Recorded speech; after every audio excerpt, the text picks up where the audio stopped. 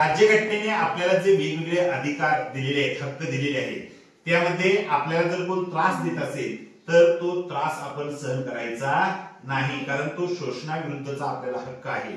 तसेच आपण कुठल्याही धर्माचा स्वीकार करू शकतो, कुठल्याही धर्मामध्ये राहू शकतो. म्हणजे आपल्याकडे हिंदू आहे, इस्लाम आहे, ख्रिश्चन आहे, जैन आहे, पारसी आहे. आपण आपल्या देशाला कुठलाही धर्म नाही बरं का राजू, आपल्या देशाला कुठलाही धर्म नाही, निधर्म आहे आपला देश.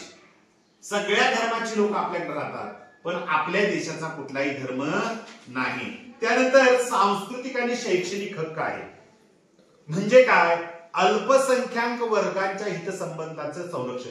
आपल्याकडे हिंदू समाज जास्त आहे, त्यामानाने इतर धर्माचे लोक कमी आहेत, ते अल्पसंख्येने आहेत, संख्येने कमी आहेत. मग त्यांना पण हक्क काय आहेत? तर भारताच्या राज्य क्षेत्रात किंवा त्यांच्या कोणत्याही भागात राहणाऱ्या ज्या कोणत्याही नागरिक गटाला आपली राजू स्वतःची वेगळी भाषा, लिपी आणि संस्कृती असेल, त्याला ती जतन करण्याचा अधिकार आहे. राज्याकडून चालवल्या जाणाऱ्या किंवा राज्य निधीतून सहाय्य मिळत असलेल्या, म्हणजे राज्य मदत करतं ना, त्या कोणत्याही शैक्षणिक संस्थेत समर्थ कोणत्याही नागरिकास धर्म, वंश, जात, भाषा यापैकी कोणत्याही कारणावरून प्रवेश नाकारला जाणार नाही. म्हणजे तू कन्नड बोलतोस म्हणून तू आजऱ्यात यायचं नाही असं होणार नाही. तू मराठी बोलतोस म्हणून तुला कर्नाटकात प्रवेश नाही असं तुम्हाला कोणीही अडवणार नाही. तसेच धर्म किंवा भाषा यांच्या निकषानुसार अल्पसंख्याक असलेल्या सर्व वर्गांना, मग त्याच्यामध्ये पारशी समाजाची संस्था असेल, शीख समुदायाची संस्था असेल, मुसलमान समुदायाची संस्था असेल, तर त्यांना आपल्या वर्गाच्या, आपल्या पसंतीच्या, मृण्मयी आपल्या आवडीची शैक्षणिक संस्था स्थापन करण्याचा अधिकार दिलेला आहे. लक्षात येते का? लक्षात येते का? म्हणून शैक्षणिक संस्थांना मदत करताना राज्य अमृता एखादी शैक्षणिक संस्था ही धर्म किंवा भाषा या निकषानुसार अल्पसंख्याक असलेल्या एखाद्या वर्गाच्या व्यवस्थापनाखाली आहे, या कारणावरून तिला प्रतिकूल होईल अशा प्रकारे भेदभाव करणार नाही.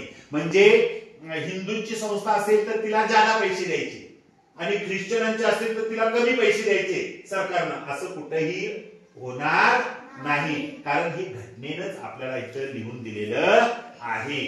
तर लक्षात ठेवा, अशा प्रकारे आपल्या राज्यघटनेनं आपल्याला वेगवेगळे हक्क सुद्धा दिलेले आहेत आणि त्या हक्कांचं ते हक्क आपण उपभोगले पाहिजे.